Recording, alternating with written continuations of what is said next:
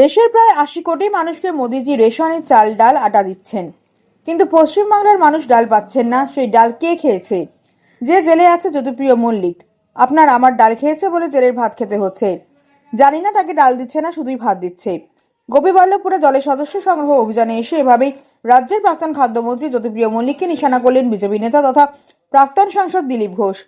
পূর্ব নির্ধারিত কর্মসূচি অনুযায়ী বুধবার বিকেলে গোপীবল্লভপুর বাজারে সদস্য সংগ্রহ অভিযানে নামেন দিলীপ ঘোষ।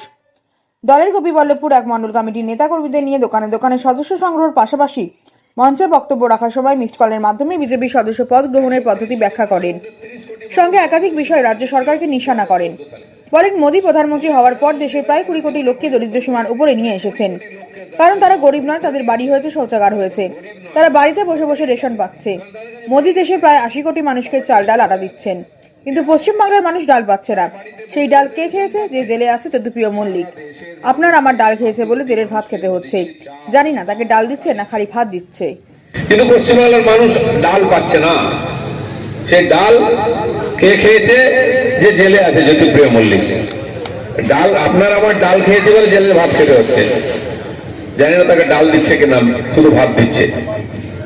তো এই যে দুর্নীতি, তার থেকে বাংলার মানুষকে মুক্ত করার জন্য মোদীজি পাঠিয়ে দিচ্ছেন, দায়িত্ব শেষ নয়।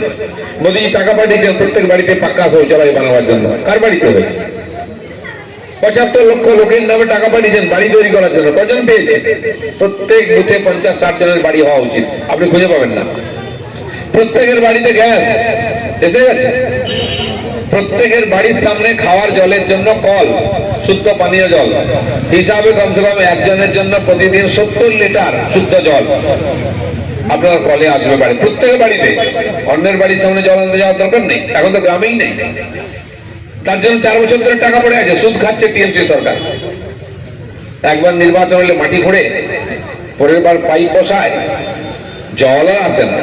তারপর ট্যাঙ্কি তৈরি করে রংচং নীল সাদা, কিন্তু জল নেই। ওই ছবি দেখিয়ে দেখিয়ে এই যে জল আসবে জল আসবে, কত লোক তো মরেই গেল জল খেতে পেল না। একবার পঞ্চায়েত ইলেকশন, একবার বিধানসভা, একবার লোকসভায় ৩ বার মাটি ঘোরা হবে আর পাইপ পোতা হবে, জল পাবেন না।